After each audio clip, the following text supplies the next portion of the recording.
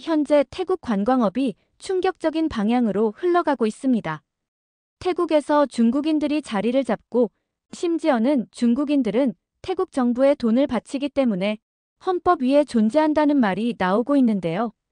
도대체 태국에서 중국인들은 어떤 충격적인 일들을 벌이고 있는 걸까요? 안녕하세요. 제 이름은 수잔입니다. 오늘도 어김없이 강의를 듣기 위해 강의실에 앉았습니다. 중국은 태국 정부에 돈을 바치기 때문에 사실상 헌법 위에 존재합니다. 강의 시작과 함께 케일런 교수님의 첫 문장이 강의실 전체를 얼어붙게 만들었습니다. 저는 펜을 쥔 손이 순간 멈춰버렸어요. 국제관계학 수업에서 이런 직설적인 발언을 들을 줄 몰랐거든요. 교수님은 프로젝터 리모컨을 들어 올리시며 천천히 말씀을 이어가셨습니다.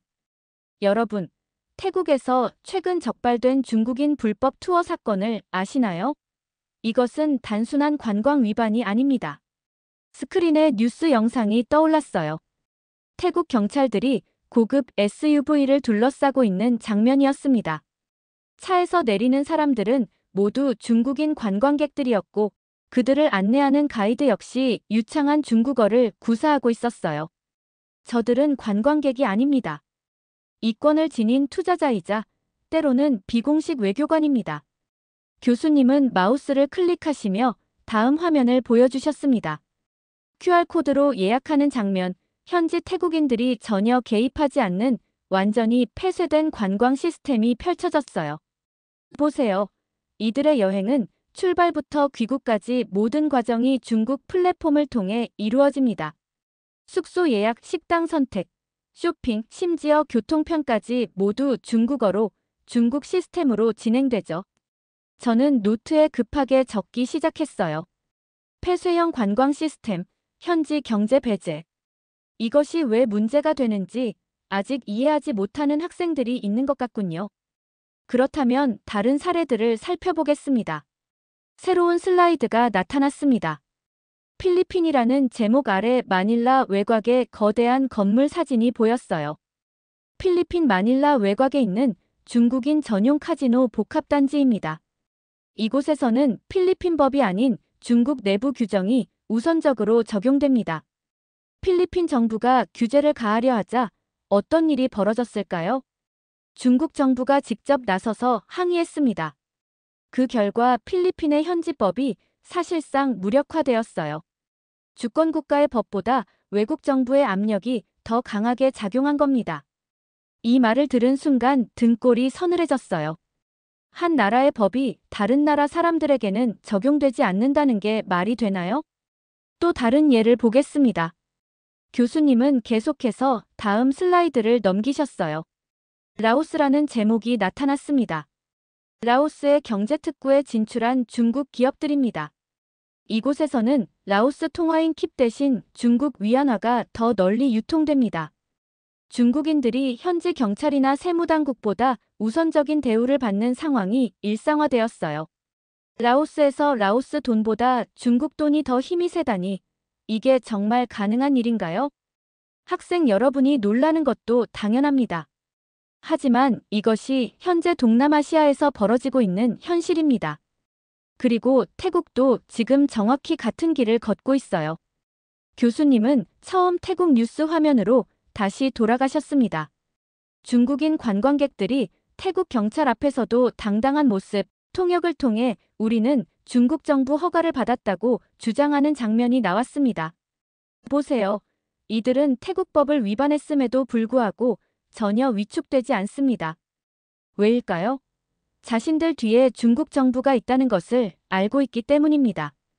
외국인이 자국법보다 우선시되는 사회, 그것이 과연 주권국가일까요? 태국이 지금 직면한 문제는 단순한 관광 불법 행위가 아닙니다. 국가 주권의 침해 문제예요. 여러분들도 해외여행을 많이 다니시죠? 여행 중에 현지법을 어기면 어떻게 되나요? 한 학생이 손을 들고 대답했어요. 현지법에 따라 처벌받아야 하는 거 아닌가요? 맞습니다. 그게 정상이에요. 하지만 지금 우리가 본 사례들에서는 어떤가요? 중국인들은 현지법보다 자국 정부의 보호를 더 강하게 받고 있습니다. 저는 키보드를 두드리며 생각을 정리했어요. 헌법 위의 외국인 공포는 총에서 오지 않는다. 무력이 아닌 경제력과 정치적 압력으로도 한 나라의 주권을 흔들 수 있다는 게 새삼 무서웠습니다. 이것이 바로 21세기의 새로운 형태의 침투입니다. 군대나 무기가 아닌 관광과 투자라는 이름으로 포장된 조용한 침투 말이에요. 이제 이런 불법 관광 시스템이 현지인들에게 어떤 영향을 미치는지, 그리고 태국 사회가 어떻게 변화하고 있는지 살펴보겠습니다. 자, 이제 좀 더 구체적인 현실을 보겠습니다. 이것은 방콕에서 제작된 다큐멘터리입니다. 화면에는 방콕의 유명한 사원 왓 프라케우 에메랄드 사원이 보였습니다. 하지만 뭔가 이상했어요. 텅 빈 광장, 한산한 상점들, 문을 닫은 노점들이 화면을 가득 메웠습니다. 과거 관광 사진들과 비교하자 충격적이었어요. 예전에는 하루에 2만 명이 몰렸던 이곳이 지금은 2,000명 남짓한 관광객만 찾고 있다고 나레이션이 흘러나왔습니다. 90% 감소입니다. 이는 복잡한 구조적인 변화가 일어난 겁니다. 영상은 계속 이어졌습니다. 2명의 남성이 카메라 앞에 앉아 인터뷰를 하고 있었어요. 자막을 보니 가이드라고 소개되어 있었는데 뭔가 어색했습니다. 저희는 직접 가이드를 하지는 않아요. 첫 번째 남성이 말했습니다. 중국어 억양이 섞인 태국어였어요. 대신 차량, 숙소, 식사, 쇼핑을 모두 포함한 맞춤 패키지를 제공합니다. 두 번째 남성이 웃으며 덧붙였어요. 우리 고객들은 모두 중국인입니다. 한국인이요? 일본인이요? 아니에요. 우리는 중국어 SNS로만 광고해요. 왕홍 인플루언서들과 협력해서 홍보하고요. 교수님이 영상을 일시정지하시고 설명해 주셨어요. 이들은 태국 관광법상 완전히 불법입니다. 외국인이 가이드 면허 없이 관광 사업을 하는 것은 명백한 위법 행위예요. 하지만 현실은 어떨까요? 영상이 다시 재생되었습니다. 경찰관이 곤란한 표정으로 말했습니다. 우리도 알고 있어요. 하지만 이들이 수수료를 내면 큰 문제가 없다고 생각해요. 어차피 중국 정부에서 이미 허가받은 사람들이니까요. 이 말을 들은 순간 저는 화가 치밀어 올랐어요. 그럼 태국 국민들은 뭘로 먹고 살아요? 좋은 질문입니다. 바로 그 부분을 이제 보겠습니다. 새로운 인터뷰 영상이 시작되었어요. 이번에는 진짜 태국 현지인 가이드였습니다. 30대 정도로 보이는 태국 여성이 카메라를 보며 한숨을 쉬고 있었어요. 저는 관광학을 전공했어요. 대학을 졸업하고 정식 가이드 면허도 땄습니다.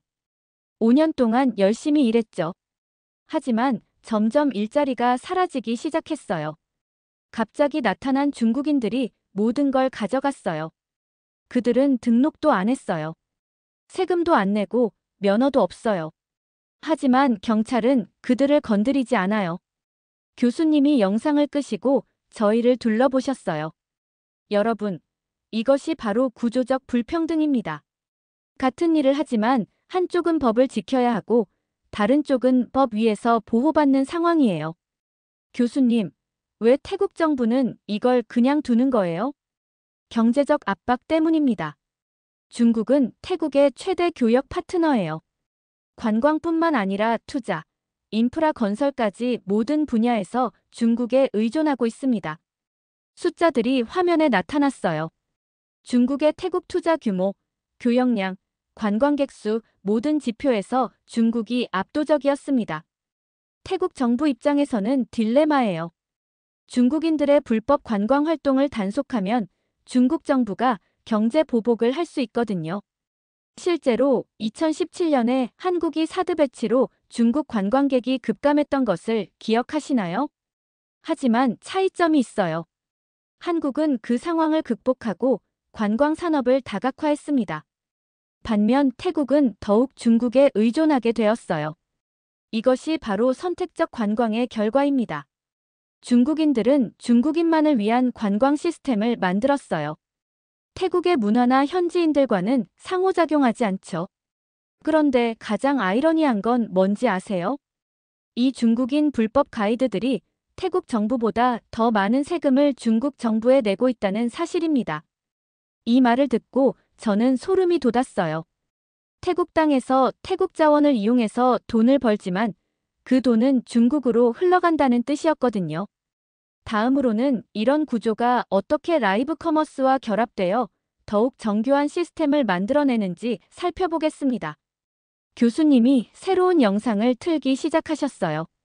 이번에는 태국 경찰의 단속 현장이었습니다. 화면 속에는 방콕의 고급 콘도 한 층이 보였어요. 거실 한가운데에 조명과 카메라가 설치되어 있고 태국 전통 의상을 입은 중국인 여성이 스마트폰을 들고 열심히 무언가를 설명하고 있었습니다. 여러분, 이것이 바로 정품 태국산 코코넛 오일이에요. 화면 속 여성이 중국어로 열정적으로 외치고 있었어요. 방콕에서 직접 가져온 천연 건강식품입니다.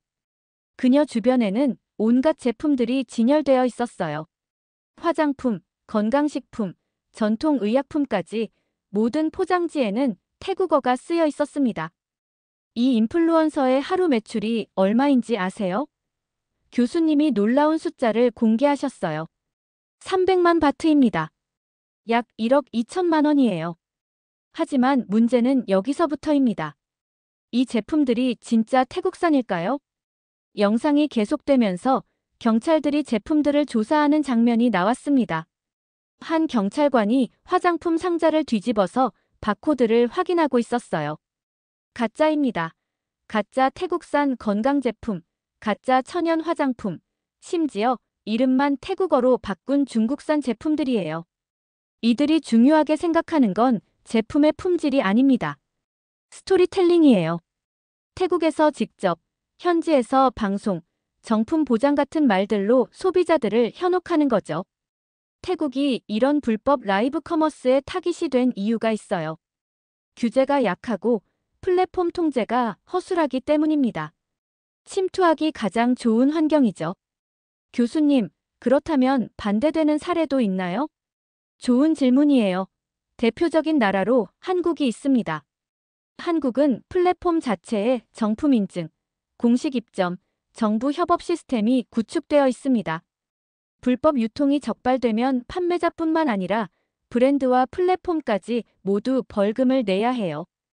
또한 한국은 소비자들의 의식 수준도 높아요. 가격이 너무 싸거나 출처가 불분명한 제품에 대해서는 의심하는 문화가 있죠. 교수님은 태국 라이브 커머스 영상으로 다시 돌아가셨어요. 하지만 태국에서는 이런 시스템이 전혀 작동하지 않아요. 왜일까요? 한 학생이 대답했어요. 정부 규제가 약해서요? 맞습니다. 태국 정부가 중국의 경제적 압력 때문에 제대로 된 규제를 할 수 없는 상황이거든요. 영상에서는 체포된 중국인 인플루언서가 우리는 중국 정부 허가를 받았다고 주장하는 장면이 나왔어요. 결국 이들도 앞서 본 불법 관광객들과 같은 논리예요. 자신들 뒤에 중국 정부가 있다는 것을 무기로 현지법을 무시하는 거죠. 자, 이제 정말 흥미로운 부분을 보겠습니다. 태국 관광청에서 발표한 올해 통계입니다. 화면에 나타난 그래프를 보니 신기했어요. 전체 관광객 수는 분명히 회복세를 보이고 있었습니다. 언뜻 보면 좋은 소식 같죠? 하지만 세부 내용을 보면 완전히 다른 이야기예요. 교수님이 다음 슬라이드로 넘어가시자 더 자세한 분석이 나타났습니다. 과거와 현재의 관광객 패턴을 비교한 표였어요. 과거에는 대규모 단체 관광이 주류였습니다. 버스 여러 대에 나누어 타고 정해진 코스를 따라 움직이는 그런 관광이었죠. 하지만 지금은 완전히 다릅니다. 새로운 데이터가 화면에 떠올랐어요. 현재 중국인 관광객들의 이동 패턴이었습니다. 소규모 그룹, 개인 맞춤형 일정, 그리고 놀랍게도 고가 SUV를 이용한 프리미엄 투어가 대부분이었어요. 이제는 소수의 중국인이 고급 차량을 타고 개인 맞춤형 투어를 진행하고 있습니다. 한 그룹당 평균 5명, 하루 평균 지출액이 과거 단체 관광객의 3배에 달해요. 그런데 이상한 점이 있어요. 관광객 1인당 지출은 늘었는데 태국 현지의 관광 소득은 오히려 감소하고 있어요. 새로운 그래프가 나타났습니다. 관광객 지출액은 상승 곡선을 그리고 있었지만 태국 현지 업체들의 매출은 하락세를 보이고 있었어요. 이게 어떻게 가능한 거죠? 저는 참을 수 없어서 손을 들었어요. 교수님, 관광객은 많은데 왜 돈은 안 남는 거예요? 이해가 안 가요. 바로 그 부분이 핵심입니다. 답은 결제 시스템에 있어요. 새로운 화면이 나타났습니다. 위챗페이, 알리페이 같은 중국 결제 플랫폼들의 로고가 가득했어요. 이 중국인 관광객들의 모든 소비는 중국 플랫폼을 통해 결제됩니다. 호텔비, 식대, 쇼핑, 교통비, 모든 돈이 위챗페이나 알리페이로 처리되죠. 그럼 그 돈이 태국에 남지 않는다는 뜻인가요? 정확합니다. 돈의 흐름을 추적해보면 결국 중국으로 되돌아가요. 태국 현지에는 극히 일부만 남습니다. 예를 들어 중국인 관광객이 태국 현지 식당에서 식사를 한다고 합시다. 하지만 그 식당 사장이 중국인이고 결제는 위챗페이로 식재료도 중국에서 수입한 것이라면 그럼 태국인은 아무것도 얻지 못하는 거네요. 맞습니다. 이것이 바로 경제 식민화의 한 형태예요. 교수님은 다음 자료를 보여주셨어요. 태국 내 중국인 소유 사업체 현황이었습니다. 숫자가 놀라웠어요. 중국인들이 점차 태국 내 매장들을 인수하고 있습니다. 노점상, 마사지숍, 식당, 편의점, 심지어 호텔까지. 화면에는 방콕 시내 차이나타운이 아닌 일반 지역에서 중국어 간판이 늘어나는 모습이 시계열로 보여졌어요.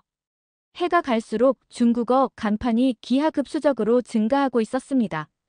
이들은 단순히 사업을 인수하는 게 아니에요. 기존 태국 직원들을 해고하고 중국인 직원으로 교체하고 있어요. 그리고 모든 거래를 중국 플랫폼으로 처리하죠. 저는 펜을 놓고 생각에 잠겼어요. 이건 단순한 경영권 인수가 아니라 경제 생태계 자체를 바꾸는 일이었어요. 가장 심각한 건 부동산이에요. 방콕 시내 프리미엄 지역의 상당 부분이 이미 중국 자본에 넘어갔어요. 임대료도 중국인들이 결정하죠. 한 학생이 질문했어요. 그럼 태국 정부는 이걸 모르는 건가요? 알고 있어요. 하지만 막을 수 없어요. 교수님이 씁쓸하게 말씀하셨어요. 이미 법적으로는 완전히 합법적인 투자와 사업 활동이거든요. 문제는 그 규모와 속도예요. 이제 정말 중요한 비교를 해보겠습니다. 같은 아시아 국가지만 완전히 다른 길을 걸어온 두 나라의 이야기입니다. 여러분, 이 비교표를 자세히 살펴보겠습니다. 먼저 소비자 유형을 보세요. 태국은 저가 장기 체류 관광객이 주류입니다. 한 달, 두 달씩 머물면서 최대한 적은 돈으로 오래 있으려는 사람들이죠. 반면 한국은 고가 단기 체류예요. 3, 4일 짧게 와서 집중적으로 소비하고 가는 패턴입니다. 이렇게 단기간에 집중적으로 소비하는 관광객이 경제적으로 훨씬 효율적이에요. 두 번째로 주 결제 수단을 보겠습니다. 태국은 외부 플랫폼, 즉 위챗페이나 알리페이 같은 중국 플랫폼이 주도하고 있어요. 한국은 국내 플랫폼이죠. 카카오페이, 네이버페이, 국내 카드사들이 주축입니다. 이 차이가 왜 중요한지 이미 앞서 설명드렸죠? 이 중요 포인트가 서로 연결되어 완전히 다른 관광 생태계를 만들어내는 겁니다. 여러분, 이 차이가 무엇을 의미하는지 아시겠어요? 태국은 법의 빈틈을 활용하는 외부 세력에 장악당하고 있어요. 한국의 외국인 관광객당 평균 지출액이 태국의 2.3배에 달합니다. 같은 아시아 관광지인데도 이렇게 큰 차이가 나는 거예요. 저는 손을 들고 질문했어요. 그럼 한국이 더 비싸서 그런 건 아닌가요? 물론 한국의 물가가 더 높은 것도 있지만 더 중요한 건 가치의 차이예요. 교수님은 이번에는 정치적 배경을 설명하기 시작하셨어요. 이런 차이가 생긴 배경에는 정치적 요인도 있어요. 특히 태국 총리 패통탄 친나왓의 친중 정책이 큰 영향을 미쳤습니다. 새로운 화면에 패통탄 총리의 사진과 함께 그의 주요 정책들이 나열되었어요. 중국과의 관광협정, 중국 투자 유치 정책, 중국인 비자 면제, 모든 정책이 중국에게 유리한 방향으로 기울어져 있었습니다. 패통탄 총리는 집권 후 중국과의 경제 협력 강화를 최우선 과제로 삼았어요. 하지만 그 결과가 무엇인지 우리는 지금 보고 있죠. 화면에는 태국 언론의 비판 기사들이 나타났어요. 중국 의존도 심화, 자국민 일자리 감소, 경제 주권 침해 같은 제목들이 눈에 띄었습니다. 태국 국민들 사이에서도 반발이 커지고 있어요. 하지만 이미 경제적 의존도가 너무 높아져서 돌이키기 어려운 상황이 되었습니다. 새로운 비교 자료가 나타났습니다. 2017년 사드 사태 이후 중국 관광객이 급감했을 때 한국이 어떻게 대응했는지 보여주는 그래프였습니다. 한국은 위기를 기회로 바꿨어요. 중국 의존도를 줄이고 다양한 국가의 관광객을 유치하는 전략으로 전환했죠. 그래프를 보니 정말 놀라웠어요.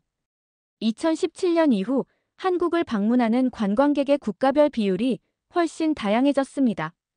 일본, 동남아시아, 미국, 유럽, 특정 국가에 의존하지 않는 균형 잡힌 구조로 바뀌어 있었어요. 반면 태국은 더욱 중국에 의존하게 되었어요.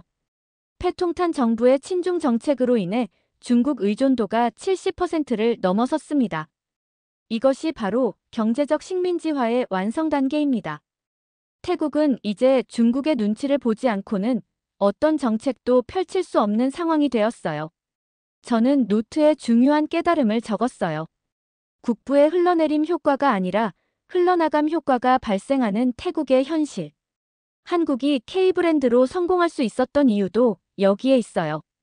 자국의 문화와 산업을 보호하면서도 세계화에 대응한 거죠. 반면 태국은 단기적 이익에 눈이 멀어 장기적 주권을 포기했어요. 저는 깊은 생각에 잠겼어요. 같은 아시아 국가인데도 이렇게 다른 결과를 낳을 수 있다는 게 신기하면서도 무서웠습니다. 정책 하나, 선택 하나가 나라 전체의 운명을 바꿀 수 있다는 걸 실감했거든요. 자, 이제 오늘 강의의 마지막 시간입니다. 중요 포인트는 중국인 관광객들은 진정한 의미의 관광객이 아니라는 점입니다. 그들은 관광을 가장한 경제 활동자입니다. 그들은 자국 플랫폼을 통해 상품을 유통하며 다른 중국인에게 상품을 팔고 태국에는 쓰레기만 남깁니다. 이것이 과연 관광일까요? 더 심각한 것은 이들의 태도입니다. 이들은 중국 정부에 돈을 바치고 현지 규제를 피해가며 태국인의 일자리를 빼앗습니다. 그리고 태국 정부는 그들 앞에서 굴종합니다. 저는 오늘 본 영상들을 떠올렸어요. 불법 가이드들, 가짜 상품을 파는 라이브 커머스, 일자리를 잃은 태국 현지인들. 법을 지키고 정당하게 일하는 게 잘못된 건 아니에요. 잘못된 건 이 시스템입니다. 패통탄 총리의 친중 정책도 마찬가지예요. 단기적 경제 이익에 눈이 멀어 국가의 장기적 주권을 포기한 것입니다. 70%가 넘는 중국 의존도, 이건 정상적인 국가 관계가 아니에요. 그래서 우리는 이것을 관광이라 부르면 안 됩니다. 이것은 침투입니다. 조용하고 은밀하지만 한 나라의 경제 구조를 완전히 바꿔버리는 침투 말이에요. 진짜 세계는 뉴스가 아니라 숫자와 법의 경계에 숨어 있습니다. 교수님은 마지막 정리를 해주셨어요. 여러분이 오늘 배운 것은 단순한 관광 문제가 아닙니다. 21세기 새로운 형태의 국제관계, 경제 침투, 그리고 국가 주권에 관한 문제예요. 앞으로 여러분이 다른 국제 이슈들을 볼 때도 표면적인 현상에 속지 마세요. 그 뒤에 숨은 구조와 권력 관계를 파악하려고 노력하세요. 강의가 끝나고 나서 저는 노트를 정리하면서 생각했어요. 오늘 아침에는 그저 평범한 국제관계학 수업이라고 생각했는데 지금은 완전히 다른 사람이 된 기분이었어요. 관광이라는 겉보기에 평화로운 활동 뒤에 이런 복잡하고 어두운 현실이 숨어 있다는 걸 알게 되었거든요. 그리고 한국이 얼마나 현명하게 이런 위험을 피해왔는지도 깨달았습니다. 이렇게 태국 내 중국인들이 자국의 힘을 이용해 태국에 침투하는 사연 어떻게 들으셨나요? 태국이 점점 중국화가 되고 있다는 사실을 깨닫게 되었고, 이런 방식으로 계속 진행이 된다면 태국 관광업은 더욱 더 추락할 것이라고 생각했습니다. 여러분들의 의견은 어떠신가요? 다양한 의견을 댓글을 통해 공유해주세요. 긴 영상 시청해주셔서 감사드리고, 영상 재미있으셨다면 구독과 좋아요 부탁드립니다. 중국이 이상한 행보를 보이고 있습니다. 다른 나라에게 그랬듯이 태국 네트워크망을 점령하려 하고 나라의 모든 시스템을 중국이 통제하려고 하는데요. 도대체 태국에서는 어떤 일이 일어나고 있는 걸까요? 반갑습니다. 저는 셀리나 라이트, 워싱턴 대학교에 재학 중입니다. 별다른 특징 없는 평범한 학생이죠. 호기심이 많다는 점 빼고는요. 그리고 그 호기심이 오늘 저를 완전히 다른 세계로 인도할 줄은 몰랐습니다. 이 강의가 제 생각을 완전히 바꿔놓았으니까요. 오늘은 정치 시스템의 두 가지 주요 모델에 대해 이야기해 보겠습니다. 하퍼 교수님이 칠판에 크게 두 단어를 적으셨어요. 민주주의와 공산주의. 교실에 있는 대부분의 학생들은 기지개를 켜거나 하품을 했죠. 또 지루한 이론 수업이 시작된다고 생각했나 봐요. 하지만 저는 허리를 꼿꼿이 세웠습니다. 세계 정치 시스템은 제가 가장 좋아하는 주제니까요. 민주주의에서는 여러분들이 지도자를 선출합니다. 표현의 자유가 있고 정부를 비판할 수 있죠. 이건 우리가 당연하게 여기는 권리들이에요. 반면 공산주의 국가에서는 일당이 모든 권력을 쥐고 있습니다. 언론, 경제, 심지어 일상생활까지 통제하죠. 북한, 중국, 쿠바, 이런 나라들을 생각해 보세요. 뒤에서는 누군가 그래서요? 라고 낮게 중얼거렸지만 저는 무시했죠. 하지만 오늘 제가 특별히 집중하고 싶은 나라가 있습니다. 하퍼 교수님이 말씀하시며 프로젝터를 켜셨어요. 화면에는 태국 국기가 나타났습니다. 갑자기 교실이 조용해졌어요. 기대하지 않았던 전환이었나 봐요. 태국은 입헌군주제 민주국가입니다. 국왕이 있지만 민주주의 원칙에 따라 정치가 이루어지는 나라죠. 흥미로운 점은 최근 태국의 행보예요. 교수님은 화면을 넘기셨고 태국 총리의 사진이 나타났습니다. 패통탄 친나와 총리는 최근 몇 가지 흥미로운 결정을 내렸습니다. 특히 인터넷과 디지털 영역에서요. 그때 저는 직감적으로 느꼈어요. 이 수업이 그저 이론적인 토론으로 끝나지 않을 거라는 것을요. 제 가슴이 빠르게 뛰기 시작했습니다. 교수님의 다음 말이 무척 궁금했죠. 태국은 지금 중대한 갈림길에 서 있습니다. 한쪽은 우리가 알고 있는 민주주의의 길이고 다른 쪽은 글쎄요, 오늘 그 가능성에 대해 함께 이야기해 보려 합니다. 오늘 우리가 정말 주목해야 할 것은 인터넷 자유입니다. 하퍼 교수님이 슬라이드를 바꾸셨어요. 화면에는 세계 지도가 나타났고 몇몇 국가들이 빨간색으로 표시되어 있었죠. 디지털 시대의 인터넷 자유는 민주주의의 핵심 요소가 되었습니다. 하지만 세계 여러 나라에서 이 자유가 어떻게 제한되고 있는지 살펴볼까요? 첫 번째 슬라이드에 중국이 나타났습니다. 만리장성 이미지와 함께 컴퓨터 네트워크 그래픽이 겹쳐져 있었어요.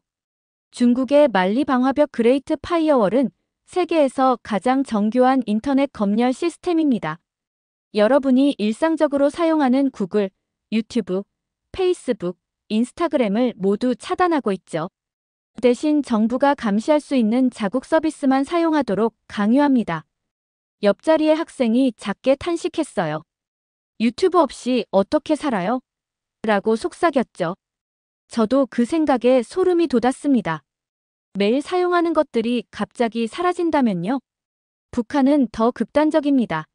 대부분의 북한 주민들은 인터넷 자체를 사용할 수 없습니다. 오직 극소수 엘리트만이 광명이라 불리는 정부 승인 내부 네트워크를 사용할 수 있죠. 그것도 철저히 감시받으면서요. 이란에서는 정부 비판적인 웹사이트들이 철저히 차단됩니다. 텔레그램이나 시그널 같은 암호화 메신저 앱도 사용이 제한되죠. 러시아는 우크라이나 전쟁 이후 페이스북과 인스타그램을 차단했습니다. VPN을 사용해 이를 우회하려는 시민들에 대한 단속도 강화했고요. 중동에서는 사우디아라비아와 UAE가 정치적 비판 웹사이트를 광범위하게 차단하고 있습니다. 표현의 자유가 철저히 억압되죠. 마지막 슬라이드에는 아프리카의 작은 나라가 나왔어요. 에리트레아는 세계에서 인터넷 접속률이 가장 낮은 나라 중 하나입니다. 대다수 국민이 모바일 데이터조차 사용할 수 없어요. 정부 정책이죠. 교실은 무거운 침묵에 잠겼습니다. 제 머릿속에는 질문이 가득했어요. 이런 나라들의 사람들은 어떻게 진실을 알게 될까? 어떻게 자유롭게 소통할 수 있을까? 그때 교수님이 갑자기 태국 지도로 슬라이드를 바꾸셨어요. 태국은 아직 이런 국가들과 같은 수준은 아닙니다. 하지만 최근 동향을 보면 위험한 신호가 감지되고 있어요. 교수님은 태국의 최근 디지털 법안 뉴스 기사를 보여주셨습니다. 태국 정부는 최근 사이버보안법과 컴퓨터범죄법을 강화할 예정이라고 합니다. 표면적으로는 사이버 공간의 안전을 위한 것이지만 실제로는 정부 비판을 억제하는 데 사용될 가능성이 높죠. 저는 손을 들었습니다. 그럼 태국이 중국이나 북한처럼 될 수도 있다는 말씀인가요? 교수님은 깊게 숨을 들이쉬셨어요. 그렇습니다. 태국은 지금 매우 중요한 갈림길에 서 있어요. 이대로 간다면 인터넷 자유가 심각하게 제한될 가능성이 있습니다. 특히 중국과의 기술 협력이 증가하고 있다는 점이 우려되죠. 다음으로는 중국이 어떻게 자국의 인터넷 검열 기술을 다른 나라에 수출하고 있는지 살펴보겠습니다. 여러분에게 한 가지 질문이 있습니다. 중국이 다른 나라의 인터넷 자유를 직접적으로 빼앗은 적이 있을까요? 교실이 조용해졌습니다. 몇몇 학생들은 서로 눈빛을 교환했고 어떤 학생은 머리를 긁적이며 답을 고민했죠. 저도 질문을 곰곰이 생각해봤어요. 중국이 다른 나라에 쳐들어가 인터넷을 차단한 사례는 들어본 적이 없었으니까요. 기술적으로는 아닙니다. 중국은 직접적으로 다른 나라의 인터넷 자유를 제한한 적은 없습니다. 하지만 교수님은 의미심장하게 말을 멈추셨다가 계속하셨습니다. 하지만 중국은 자국의 검열 기술과 감시 시스템을 다른 나라들에 수출하고 있습니다. 특히 독재 정권들이 인터넷을 통제하는 데 도움을 주고 있죠. 슬라이드가 바뀌며 세계 지도가 나타났어요. 여러 국가들이 붉은색으로 표시되어 있었습니다. 이란, 러시아, 베네수엘라 등 여러 국가가 중국의 감시 기술과 인터넷 검열 시스템을 도입했습니다. 이 국가들은 모두 민주주의 지수가 낮고 언론 자유가 제한된 곳들이죠. 특히 아프리카와 아시아의 여러 나라들에서 중국의 스마트 감시 시스템이 확대 적용되고 있습니다. 화웨이, GTE 같은 중국 기업들이 정부 차원의 지원을 받으며 해외 시장에 진출하고 있죠. 교수님, 스마트 감시 시스템이 정확히 무엇인가요? 스마트 감시 시스템은 AI 기술을 활용한 얼굴 인식, 행동 패턴 분석, 소셜미디어 모니터링 등을 통합한 감시 체계를 말합니다. 중국 신장 지역에서 위구르족을 감시하는 데 사용된 것과 같은 기술이죠. 교실 전체가 불편한 침묵에 잠겼습니다. 인권 침해에 사용되는 기술이 전 세계로 퍼져나간다는 생각이 섬뜩했어요. 그리고 이제 태국의 미래에 대한 가능성을 논의해 볼 차례입니다. 슬라이드가 다시 바뀌었고 태국 국기와 함께 중국 기업들의 로고가 나타났어요. 화웨이, GTE, 바이두, 알리바바. 저는 등줄기에 소름이 돋는 것을 느꼈습니다. 교수님이 지금까지 설명한 모든 것이 태국이라는 하나의 사례로 모여드는 것 같았으니까요. 최근 국제 언론들은 태국 정부가 중국의 인터넷 기술 도입을 적극 고려하고 있다고 보도하고 있습니다. 화면에는 방콕 시내에 설치된 화웨이 5G 안테나 사진들이 보였습니다. 현대적인 도시 풍경과 잘 어울리는 첨단 장비들이었죠. 화웨이 5G 네트워크의 태국 내 보급이 급속도로 확산되고 있습니다. 태국은 중국 기술에 대한 의존도가 점점 높아지고 있는 겁니다. 한 학생이 손을 들었어요. 그게 왜 문제인가요? 더 좋은 인터넷 속도 아닌가요? 교수님은 고개를 끄덕이셨어요. 기술 자체는 중립적일 수 있습니다. 하지만 문제는 그 기술을 누가 어떻게 활용하느냐죠. 다음 슬라이드에는 태국 정부 건물 사진과 중국 감시 카메라 이미지가 함께 있었습니다. 태국 디지털경제사회부가 중국식 인터넷 감시 시스템을 연구 중이라는 분석이 나오고 있습니다. 중국의 안전한 도시 프로젝트를 모델로 한 시스템이죠. 저는 의아했어요. 안전한 도시라니 들어보면 좋은 것 같은데요. 이름은 그럴듯하지만 이 시스템의 핵심은 AI 안면 인식 카메라와 인터넷 트래픽 모니터링입니다. 시민들의 일거수일투족을 감시하는 체계죠. 화면이 다시 바뀌며 태국 총리의 사진이 나타났습니다. 패통탄 친나와 총리는 중국과의 관계 강화에 집중해왔습니다. 경제, 군사, 그리고 특히 기술 분야에서요. 태국 전문가들은 그의 친중 행보를 보면 태국이 점점 더 중국식 인터넷 통제 모델을 받아들일 가능성이 높다고 우려하고 있습니다. 제가 조용히 손을 들었어요. 교수님, 이건 이미 결정된 일인가요? 태국 국민들은 어떻게 생각하나요? 하퍼 교수님은 깊은 숨을 내쉬셨습니다. 아직 확정된 것은 아닙니다. 하지만 매우 위험한 조짐들이 보이고 있어요. 태국 국민들, 특히 젊은 세대는 이러한 변화에 저항하고 있지만 상황은 점점 더 심각해지고 있습니다. 교수님은 슬라이드를 다시 넘기셨어요. 이번에는 가상 시나리오라는 제목이 화면에 떠올랐습니다. 이제 가능한 미래 시나리오를 살펴봅시다. 교수님이 말씀하셨어요. 만약 태국이 화웨이 5G 네트워크를 국가 공식 통신망으로 완전히 채택한다면 어떻게 될까요? 첫째, 기존의 서방 기업 장비들이 철거될 가능성이 높습니다. 화면에는 삼성, 퀄컴, 노키아 같은 기업 로고가 하나씩 사라지는 애니메이션이 보였습니다. 현재 태국의 통신 인프라는 다양한 국가의 기술이 혼합되어 있습니다. 특히 한국은 태국의 디지털 인프라 구축에 큰 기여를 해왔어요. 삼성전자의 통신 장비는 태국 4G 네트워크의 대부분을 차지하고 있고 KT와 SK텔레콤도 방콕 스마트시티 프로젝트에 기술 지원을 해왔죠. 한국의 통신 기술은 안정성과 보안성으로 태국 소비자들에게 높은 신뢰를 받고 있습니다. 삼성, 퀄컴, 노키아 같은 기업들의 장비도 상당수 설치되어 있지만 화웨이와 독점 계약을 체결한다면 이 모든 장비가 중국 제품으로 교체될 것입니다. 안타깝게도 패통탄 친나와 총리는 한국과의 오랜 협력 관계에도 불구하고 중국과의 협력을 선택했습니다. 한 학생이 손을 들었어요. 그게 기술적으로 가능한가요? 완전히 다 바꾸는 게 충분히 가능합니다. 중국은 이미 아프리카 여러 국가에서 비슷한 프로젝트를 수행했습니다.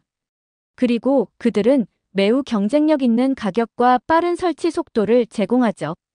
다음 슬라이드에는 중국 중심의 네트워크 다이어그램이 나타났어요. 결과적으로 태국의 모든 인터넷 인프라는 중국 기술에 전적으로 의존하게 됩니다. 하드웨어뿐만 아니라 소프트웨어, 유지보수, 업데이트까지 모두요. 이는 국가 안보에도 심각한 영향을 미칠 수 있습니다. 그리고 가장 중요한 점은 태국이 이런 결정을 내리면 자연스럽게 인터넷 감시 시스템이 도입될 가능성이 커진다는 것입니다. 화웨이의 5G 장비에는 중국의 감시 기술이 내장될 수 있으니까요. 실제로 이런 변화가 일어날 확률은 얼마나 될까요? 제가 물었습니다. 하퍼 교수님은 잠시 생각하시더니 대답하셨어요. 완전히 배제할 수 없는 상황입니다. 특히 태국의 현 정부가 친중 성향을 보이고 있고 태국 총리의 경제적 이점도 상당하니까요. 이제 태국이 중국의 만리 방화벽 시스템을 참고한다면 어떤 변화가 일어날지 살펴보겠습니다. 슬라이드가 바뀌었고 디지털 검열의 실체라는 제목이 나타났어요. 그 아래로 다양한 소셜 미디어와 스트리밍 서비스 로고들이 보였습니다. 가장 눈에 띄는 변화는 우리가 일상적으로 사용하는 서비스들의 접근 제한일 겁니다. 유튜브, 페이스북, 인스타그램, 트위터, 넷플릭스 같은 서방 플랫폼들이 차단될 가능성이 높습니다. 중국에서는 이런 서비스들이 모두 차단되어 있습니다. 대신 중국 정부가 감시할 수 있는 자국 서비스들만 허용하죠. 화면이 바뀌며 중국 앱들의 로고가 나타났어요. 바이두, 위챗, 웨이보, 비리비리 등이 나타났습니다. 태국인들은 바이두, 위챗, 비리비리 같은 중국 플랫폼을 강제로 사용해야 하는 환경이 조성될 수 있습니다. 이 앱들은 모두 중국 정부의 검열 요구에 협조하고 있으며 모든 데이터는 중국 서버에 저장됩니다. 저는 손을 들었어요. 교수님, 태국인들이 그걸 수용할까요? VPN 같은 우회 방법도 있잖아요. 교수님은 고개를 끄덕이셨어요. 초기에는 VPN 사용이 늘어날 겁니다. 하지만 중국의 모델을 참고한다면 다음 단계는 VPN 차단과 사용자 처벌일 가능성이 높아요. 다음 슬라이드에는 복잡한 AI 알고리즘 도표가 있었습니다. 가장 우려되는 부분은 AI 검열 시스템의 도입입니다. 이 시스템은 정부 비판 게시물을 자동으로 감지하고 삭제합니다. 중국의 경우 텍스트뿐만 아니라 이미지, 음성, 심지어 밈까지 분석하는 수준에 이르렀어요. 한 학생이 손을 들었어요. 그럼 그냥 코드워드를 사용하면 되지 않나요? 중국에서도 사람들이 검열을 피하려고 특수 단어를 만들어 사용한다고 들었어요. 맞습니다. 하지만 AI는 계속 학습합니다. 새로운 코드워드도 금방 감지하게 되죠. 게다가 의심스러운 패턴이 감지되면 해당 계정은 특별관리 대상이 됩니다. 교수님은 잠시 말을 멈추셨다가 대형 스크린에 태국 방콕의 아름다운 풍경 사진을 보여주셨어요. 태국은 미소의 나라라고 불립니다. 자유롭고 개방적인 문화로 유명하죠. 하지만 이런 변화가 실현된다면 태국은 점차 인터넷 검열 국가로 변해갈 가능성이 큽니다. 디지털 시대의 인터넷 검열은 곧 사상 검열과 같습니다. 정보를 통제하는 자가 현실을 정의하게 되죠. 정부 비판이 불가능해지면 민주주의의 근간이 흔들립니다. 저는 메모하면서도 머릿속이 복잡했어요. 스마트폰을 들여다보며 자유롭게 생각을 나누는 것이 얼마나 소중한 권리인지 새삼 깨달았습니다. 갑자기 제 손에 든 폰이 무거워지는 느낌이었어요. 그런데 이런 변화가 태국 경제에는 어떤 영향을 미칠까요? 제가 질문했어요. 교수님은 의미심장한 표정을 지으셨습니다. 그것이 바로 다음 주제입니다. 화면에는 경제적 파급 효과라는 제목 아래 다양한 기업 로고들이 나열되어 있었습니다. 삼성, 네이버, 카카오, 구글, 페이스북, 마이크로소프트. 태국이 중국 중심으로 인터넷 정책을 변화시키면 글로벌 IT 기업들의 태국 시장 철수가 불가피해질 것입니다. 한국 기업들, 특히 삼성, 네이버, 카카오는 태국 디지털 시장에서 상당한 점유율을 확보하고 있습니다. 삼성은 태국 스마트폰 시장의 약 40%를 차지하고 있고 네이버의 라인 메신저는 태국에서 가장 인기 있는 소통 플랫폼이죠. 다음 슬라이드에는 태국의 디지털 산업 현황 그래프가 나타났어요. 더 큰 문제는 미국과 유럽의 IT 기업들도 태국 내 투자를 중단할 가능성이 높다는 점입니다. 구글은 방콕의 동남아시아 지역 데이터 센터 구축을 계획하고 있었지만 이런 변화가 실현된다면 계획을 철회할 가능성이 큽니다. 학생 한 명이 손을 들었어요. 그런데 왜 이 기업들이 철수하나요? 단순히 접속이 차단된다고 해서 사업장까지 철수해야 할 필요가 있나요? 교수님은 심각한 표정으로 대답하셨어요. 중요한 질문입니다. 이 기업들이 철수하는 가장 큰 이유는 데이터 보안과 기업 비밀의 유출 우려 때문입니다. 중국의 인터넷 통제 시스템은 단순한 검열을 넘어 기업 데이터에 접근할 수 있는 백도어를 요구하는 경우가 많습니다. 화면에는 최근 사이버 보안 사고 관련 뉴스 헤드라인들이 나타났어요. 특히 중국은 한국의 첨단 기술력을 빼내려고 한국 기업들을 해킹한 사례가 다수 보고되었습니다. 2018년 삼성전자의 폴더블 디스플레이 기술 유출 시도, 2020년 SK 하이닉스의 반도체 제조 공정 해킹 시도, 2022년에는 네이버의 AI 알고리즘을 탈취하려는 시도가 있었죠. 결과적으로 태국의 디지털 산업은 중국 기술에 전적으로 의존하게 될 위험이 있습니다. 바이두가 검색 엔진을 대체하고 틱톡과 위챗이 소셜미디어 시장을 장악하며 화웨이와 샤오미가 하드웨어 시장을 독점하는 상황이 올 수 있습니다. 다음 슬라이드에는 디지털 실크로드라고 쓰여 있었어요. 중국은 디지털 실크로드 전략을 통해 자국의 디지털 인프라를 전 세계로 확장하려 하고 있습니다. 태국은 그 중심에 있는 국가 중 하나죠. 결국 태국은 자체 IT 경쟁력을 상실하고 중국 기술 종속국으로 전락할 가능성이 높아집니다. 제가 조용히 질문했어요. 태국 기업들은 어떤 입장인가요? 대부분의 태국 IT 기업들은 이런 변화에 반대하고 있습니다. 그들도 중국 기술에 종속되면 결국 자신들의 사업 기회가 줄어들 것임을 알고 있으니까요. 하지만 정치적 결정에 맞서기는 쉽지 않습니다. 이제 태국 내 데이터 서버가 중국 기업에 의해 운영된다면 어떤 일이 벌어질지 생각해 봅시다. 슬라이드에는 데이터 흐름도가 보였습니다. 태국에서 발생한 모든 데이터가 중국 서버로 흘러가는 그림이었어요. 데이터 주권이 상실되면 태국 정부 비판 인사들이 중국 감시망에 의해 차단될 가능성이 크게 증가합니다. 중국의 기술을 통해 정치적 반대파를 식별하고 차단하는 일이 가능해지죠. 표현의 자유가 제한되면서 국민들의 반발이 거세질 것입니다.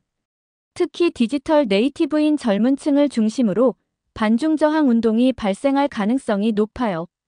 다음 슬라이드에는 디지털 레지스탕스라는 제목이 보였습니다. 태국의 해커들과 시민운동가들은 검열을 우회하는 방법을 모색할 것입니다. 이미 중국에서도 정부 검열을 피하기 위한 다양한 방법들이 개발되고 있어요. 화면에는 암호화된 메시지와 네트워크 다이어그램이 나타났어요. 비밀 네트워크 구축, 첨단 암호화 기술을 활용한 검열 회피, 정부의 감시 시스템에 맞서 싸우는 시민저항 운동이 등장할 수 있습니다. 태국의 해커 커뮤니티는 동남아시아에서 상당히 활발한 편이니까요. 한 학생이 손을 들었어요. 그럼 정부가 이길까요? 레지스탕스가 이길까요? 교수님은 깊은 숨을 내쉬셨습니다. 불행히도 정부가 더 강력한 탄압을 시작할 가능성이 높습니다.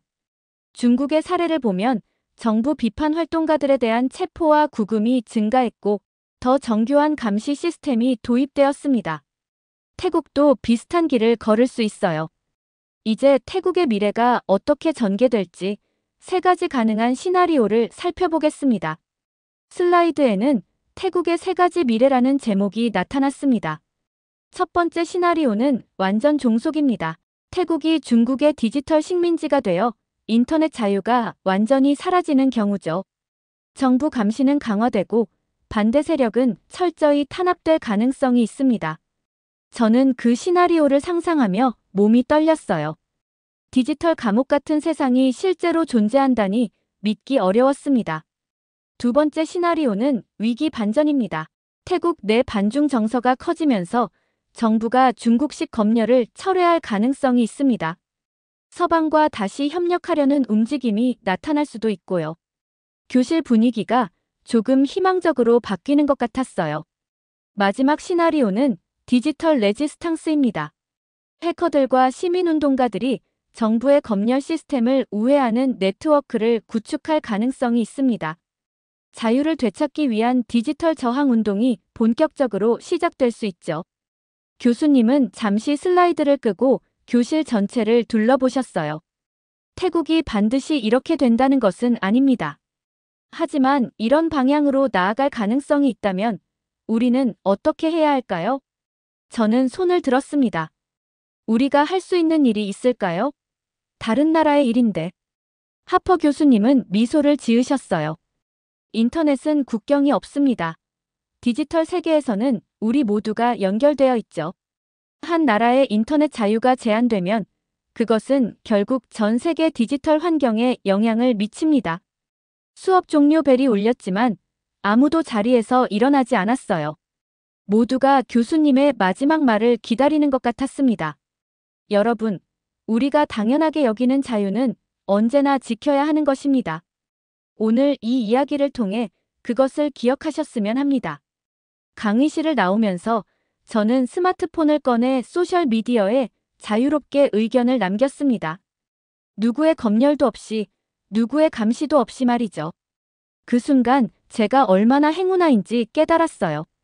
태국의 사람들, 특히 저와 같은 또래의 젊은이들이 이런 자유를 잃게 된다면 어떨까? 그들의 목소리가 침묵 속에 묻힌다면? 그런 생각을 하니 가슴이 아팠습니다. 자유는 공기처럼 당연한 것이 아니라 매일 지켜나가야 하는 소중한 가치라는 것을 그날 강의를 통해 저는 깊이 깨달았습니다. 이렇게 태국 인터넷망이 중국에게 점령당할 수 있는 사연 어떻게 들으셨나요? 중국의 공산주의가 언론을 통제한다는 사실에 공포감을 느꼈고 한국에서 생활할 수 있다는 사실에 감사함을 느끼게 되었습니다. 여러분들의 의견은 어떠신가요? 다양한 의견을 댓글을 통해 공유해주세요. 긴 영상 시청 감사드리고 구독과 좋아요 부탁드립니다. 현재 태국은 미세먼지 때문에 사람이 살 수 없을 지경입니다. 학교는 휴교령을 내리고 비행기가 착륙하지 못할 정도로 상황이 심각해졌습니다. 이에 태국 국민들은 정부를 향해 소송을 건다고 항의를 하고 태국 총리는 한국에게 사과를 하라며 한국을 애타게 찾고 있는데요. 도대체 태국 국민들이 이렇게 한국을 찾는 이유는 무엇일까요? 안녕하세요. 저는 태국 기상청에서 8년째 근무 중인 나린이라고 합니다. 태국의 대기질 연구팀에서 일하고 있죠. 제가 들려드릴 이야기는 우리나라의 미세먼지 문제와 관련된 것입니다. 태국 기상청에 입사한 지 어느덧 8년이 되었네요. 처음 입사했을 때만 해도 미세먼지가 이렇게까지 심각한 문제가 될 줄은 몰랐어요.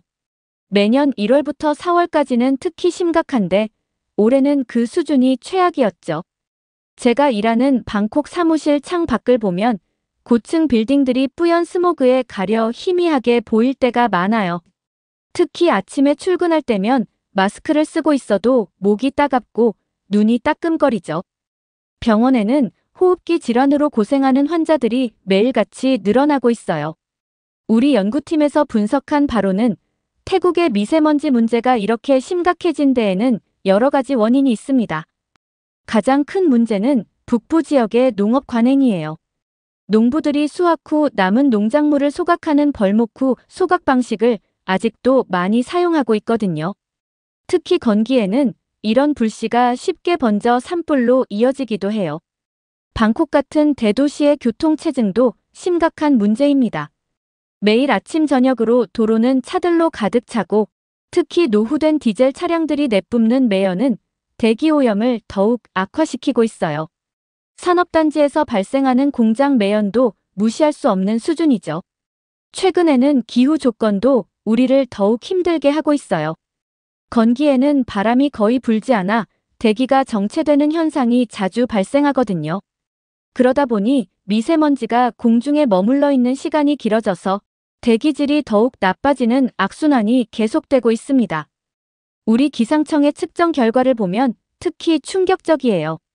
치앙마이는 세계에서 가장 공기 오염이 심각한 도시 중 하나로 선정되기도 했죠. 학교들은 휴교 조치를 내리고 회사들은 재택 근무를 권장하고 있어요. 특히 올해 초에는 방콕의 352개 학교가 동시에 휴교령을 내렸는데 그때의 충격이 아직도 생생합니다. 어린 학생들이 마스크를 쓰고 등교하는 모습을 보면서 우리가 과연 다음 세대에게 어떤 환경을 물려주고 있는지 깊이 고민하게 되더라고요. 특히 이번 연에는 믿기 힘든 일이 있었어요.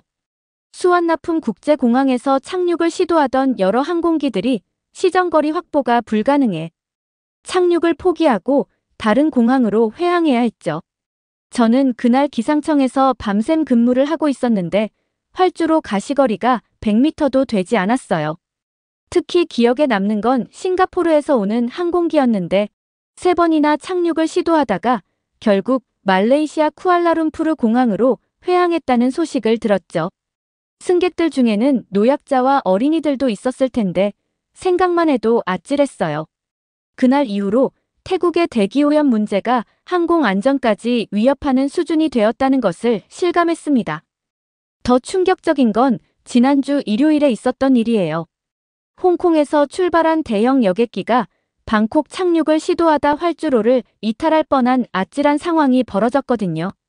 미세먼지로 인해 시야가 확보되지 않은 상태에서 착륙을 강행하다가 발생한 사고였어요. 다행히 조종사의 빠른 판단으로 착륙을 포기하고 다시 이륙했지만 승객 327명이 극도의 공포를 겪었다고 합니다. 정부에서도 여러 가지 대책을 내놓고 있어요. 사탕수수 농가에 폐기물을 태우지 않는 조건으로 보조금을 지원하고 인공강우를 통해 대기 중의 미세먼지를 줄이려는 시도도 하고 있죠. 하지만 이런 노력들이 근본적인 해결책이 될 수 있을지는 의문입니다. 최근에는 미얀마, 라오스와 함께 맑은 하늘 전략 2024-2030이라는 프로젝트를 시작했어요. 하지만 이런 국제적인 협력도 당장의 미세먼지 문제를 해결하기에는 역부족인 것 같아요. 제가 매일 보는 데이터들은 점점 더 심각해지는 태국의 미세먼지 상황을 여실히 보여주고 있습니다. 때로는 이 숫자들을 보면서 답답함을 느끼기도 하지만 한편으로는 이 문제를 해결하기 위한 방법을 찾아야 한다는 사명감도 느끼고 있어요. 지난주 WHO가 발표한 세계 대기질 보고서를 보면서 깊은 고민에 빠졌어요.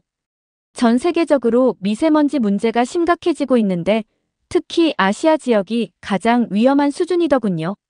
보고서에 따르면 중국, 인도, 방글라데시가 여전히 세계에서 가장 심각한 대기오염 국가로 분류됐고 우리 태국도 마찬가지로 가장 심각한 국가 목록에 포함되어 있었어요.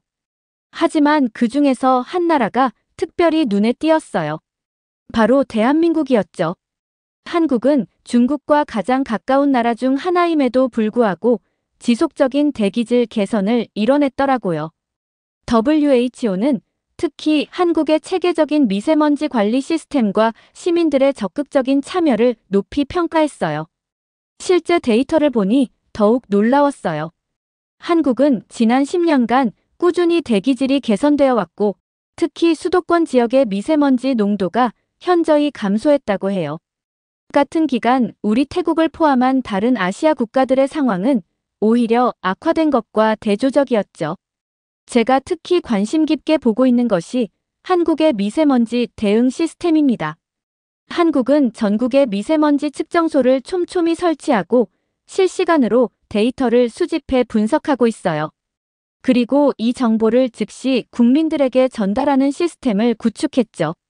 5년 전 한국 기상청 연수는 제 인생의 터닝포인트였어요. 한국의 시스템을 직접 경험하면서 이런 게 가능하구나 하는 충격과 경이로움을 느꼈죠. 특히 인상 깊었던 건 용산 본부에 있는 통합관제센터였어요. 거대한 스크린에는 실시간으로 한반도 전역의 미세먼지 데이터가 표시되고 있었고 인공지능이 이 데이터를 분석해 앞으로의 상황을 예측하고 있었죠. 더 놀라웠던 건 예측의 정확도예요. 중국 산둥성이나 허베이성에서 발생한 미세먼지가 정확히 언제, 어느 경로로 한국에 도착할지까지 계산해내더라고요. 심지어 고도별로 미세먼지 농도를 측정해서 3D로 보여주는 기술까지 있었어요. 당시 저는 그저 와하는 탄성만 나왔죠. 한국의 미세먼지 계절관리제는 정말 혁신적인 제도였어요. 고농도 미세먼지가 발생하기 쉬운 12월부터 3월까지 마치 전시 상황처럼 체계적으로 대응하더라고요. 5등급 경유차는 아예 도심 진입을 금지시키고 대형 사업장 900여 곳의 조업 시간을 조정하고 공공기관 주차장은 이부제로 운영하는 등 철저했죠. 특히 인상 깊었던 건 시민들의 자발적인 참여였어요. 한국 사람들은 미세먼지가 심한 날이면 스스로 차량 이부제에 동참하고 가정에서도 실내 공기질 관리에 신경 쓰더라고요. 정부의 정책과 시민의식이 완벽하게 조화를 이루는 모습이었죠.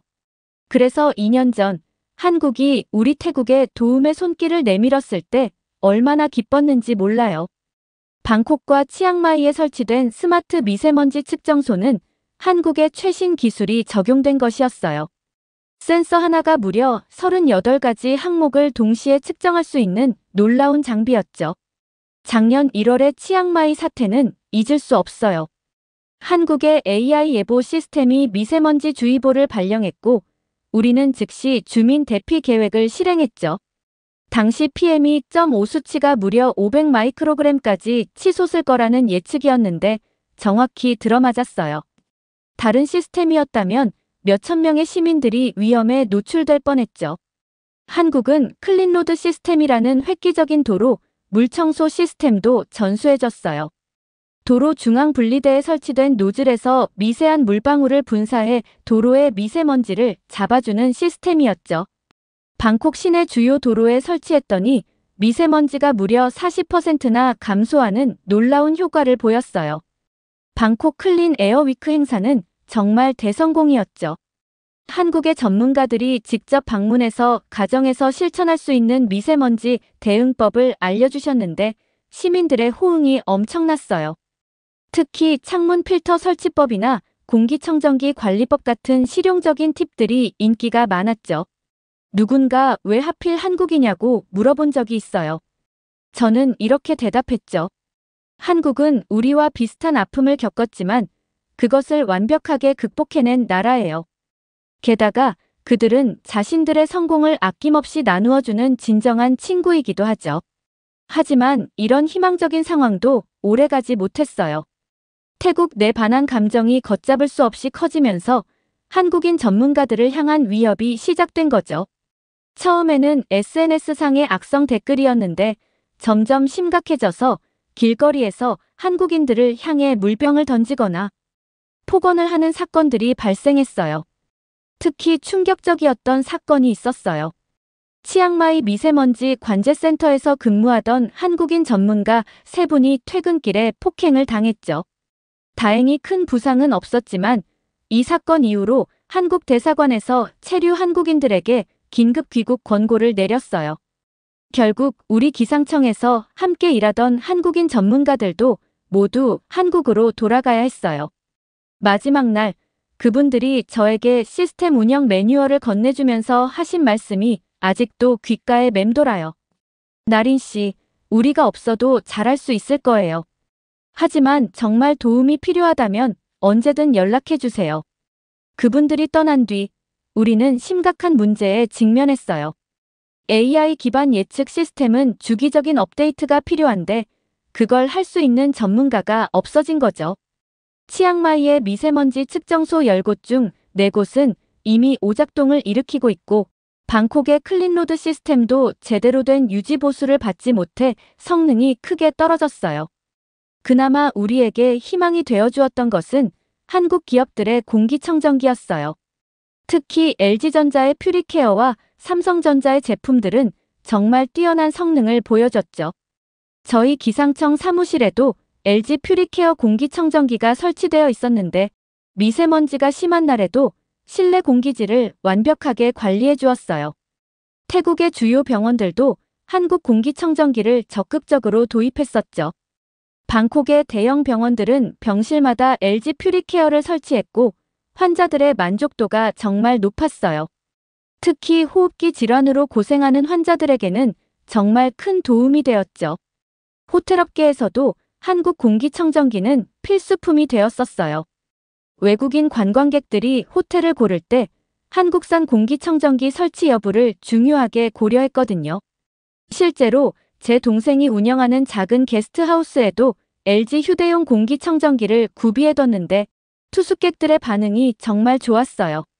학교에서도 교실마다 삼성전자의 공기청정기를 설치했었죠. 아이들의 건강을 위해서는 최고의 선택이었어요. 실제로 공기청정기 설치 후에는 학생들의 결석률이 눈에 띄게 줄어들었다는 보고도 있었어요. 쇼핑몰이나 대형마트에서는 공기청정기 판매 코너가 항상 북적였죠. 가격이 좀 비싸더라도 성능과 신뢰성 때문에 많은 분들이 한국 제품을 선택하셨어요. 특히 LG전자의 퓨리케어 미니는 휴대가 간편해서 사무실 직원들 사이에서 인기가 정말 좋았죠. 기억나는 건 작년 미세먼지가 심각했을 때의 일이에요. 전자제품 매장에서는 한국산 공기청정기가 품절되는 상황이 계속됐어요. 어떤 분들은 새벽부터 줄을 서서 기다리기도 하셨죠. 그만큼 한국 제품에 대한 신뢰가 컸던 거예요. 특히 심각한 건 한국 공기청정기 상황이에요. LG전자와 삼성전자가 태국 시장에서 완전히 철수를 선언했거든요. 처음에는 서비스 센터 몇 곳만 문을 닫았는데 이제는 대부분의 서비스 센터가 모두 운영을 중단했어요. 문제는 여기서 끝이 아니었죠. 태국 세관에서 한국 제품에 대한 수입 규제를 강화하면서 필터 같은 소모품도 구하기가 힘들어졌어요. 지난주에는 방콕 시내 최대 전자상가에서 LG 공기청정기 필터를 찾는 시민들이 몰려들어 아수라장이 됐다는 뉴스도 있었죠. 심지어는 중고시장에서 5년 된 한국 공기청정기가 신제품 가격의 2배로 거래되는 기현상도 벌어지고 있어요. 얼마 전에는 제 친구가 운영하는 카페에 있던 LG 공기청정기를 도난당하는 사건도 있었죠. 그만큼 한국 제품을 구하기가 어려워진 거예요. 중국 업체들이 공격적으로 시장을 공략하고 있지만 반응이 신통치 않아요. 방콕 최대 종합병원에서 중국산 제품 100대를 테스트해봤는데 미세먼지 제거율이 한국 제품의 절반 수준에도 못 미쳤대요. 게다가 소음은 3배나 더 크고 전기료도 훨씬 많이 나온다고 해요. 결국 대형 병원들은 남아있는 한국 제품을 중환자실에만 겨우 배치하고 있는 실정이에요. 관광업계의 타격이 정말 심각한 상황입니다. 지난주 방콕 시내 5성급 호텔에서는 일본 관광객 단체 예약이 전면 취소됐어요. 이유는 단 하나, 객실에 설치된 LG 공기청정기를 더 이상 관리할 수 없게 되었다는 거였죠. 일본 여행사 측에서는 미세먼지가 심각한 방콕에서 한국산 공기청정기는 필수라며 다른 대체 제품으로는 고객들을 설득할 수 없다고 했다고 해요. 이 소식이 알려지자 다른 호텔들도 줄줄이 예약 취소 사태를 겪고 있어요. 더 큰 문제는 연쇄 반응이에요. 관광객이 줄어들자 호텔 근처의 쇼핑몰, 레스토랑, 마사지샵까지 매출이 급감했죠. 제 친구가 운영하는 투어 회사도 이번 달에만 20건의 예약이 취소됐다고 해요. 얼마 전에는 방콕 호텔 연합회에서 긴급 기자회견을 열었어요. 한국 공기청정기 하나 때문에 태국 관광산업 전체가 흔들리고 있다면서 정부의 대책 마련을 촉구했죠. 그때 새삼 깨달았어요. 우리가 얼마나 한국의 기술에 의존하고 있었는지, 그리고 그것을 얼마나 당연하게 여겼는지를요. 특히 마음 아픈 건 이제 막 코로나19의 어려움에서 벗어나려던 관광업계가 또다시 위기를 맞게 된 거예요. 모두가 한국과의 관계 회복을 간절히 바라고 있죠. 지금 생각해보면 우리가 한국의 기술과 제품을 당연하게 여겼던 것 같아요. 그것들이 없어진 지금에서야 그 가치를 제대로 깨닫게 되었죠. 지난주부터 방콕 시내에서는 연일 시위가 이어지고 있어요. 한국과의 관계 회복, 관광업 살리기 등의 플래카드를 든 시민들이 정부 청사 앞에 모여들고 있죠. 어제는 무려 5만 명이 넘는 시민들이 모였다고 해요. 시위대 중에는 관광업 종사자들이 특히 많았어요. 제가 현장에서 만난 분들의 이야기를 들어보면 상황이 정말 심각했죠. 방콕 최대 규모 마사지숍 매니저는 이렇게 말했어요. 작년에는 하루 평균 200명 정도의 손님이 있었는데 이제는 10명도 안 돼요. 외국인 관광객들은 미세먼지 때문에 방콕을 피해간다고 해요. 예전에는 한국 공기청정기가 있어서 걱정이 없었거든요. 부티크 호텔 운영자의 인터뷰는 마음을 아프게 했죠. 일본 관광객들은 이제 아예 태국을 거들떠보지도 않아요. 객실에 한국 공기청정기가 없으면 예약을 안 한다고 해요. 직원 30명 중 10명을 이미 내보냈어요. 시안 파라곤 의류매장 점장도 하소연을 했죠. 관광객이 줄어드니까 쇼핑몰도 텅텅 비었어요. 지난달에만 우리 매장 매출이 70% 급감했죠. 이런 상황이면 문 닫는 것 말고는 답이 없을 것 같아요. 특히 충격적이었던 건 방콕의 대표적인 관광지인 카오산 로드의 몰락이에요. 한때 전 세계 배낭 여행자들의 성지로 불리던 이곳이 이제는 텅 비어 있어요.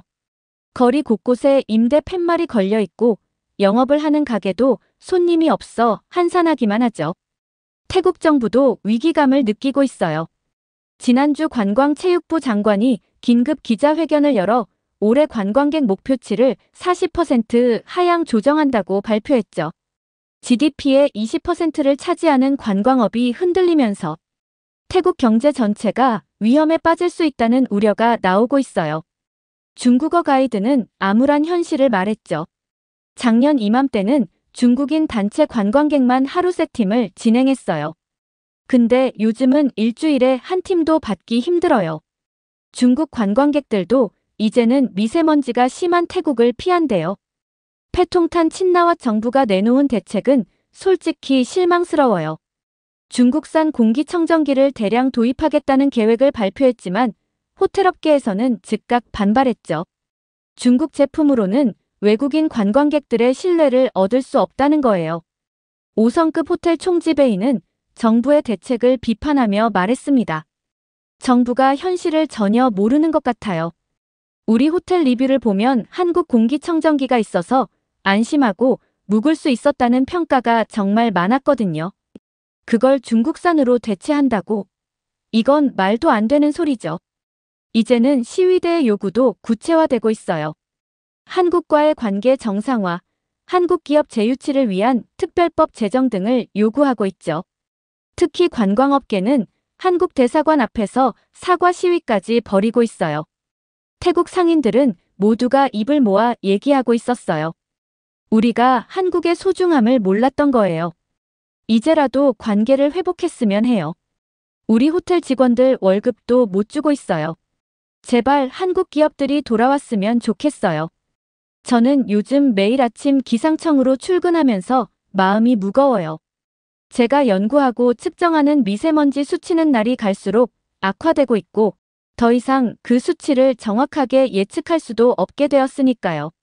한국의 시스템이 멈춘 후로는 더 이상 신뢰할 만한 데이터를 얻을 수가 없어요. 엊그제는 충격적인 일이 있었어요.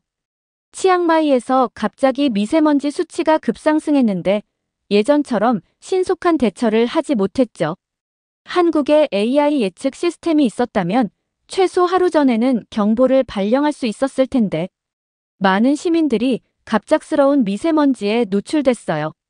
더 큰 문제는 항공기 운항에도 차질이 생기고 있다는 거예요. 지난주에만 치앙마이 공항에서 12편의 항공기가 착륙을 포기하고 회항했어요. 시정거리가 확보되지 않아서죠. 한 외국 항공사 관계자는 더 이상 태국 취항을 유지하기 어려울 것 같다고 했대요. 관광객들도 비행기가 착륙도 못하는 나라에 누가 가고 싶겠냐며 예약을 취소하고 있죠. 병원에서는 호흡기 질환자가 급증하고 있다고 해요. 예전에는 병실마다 있던 한국산 공기청정기 덕분에 환자들이 안심하고 치료받을 수 있었는데 이제는 그마저도 없어졌죠. 의료진들은 마치 코로나19 시기로 돌아간 것 같다고 말씀하시더라고요.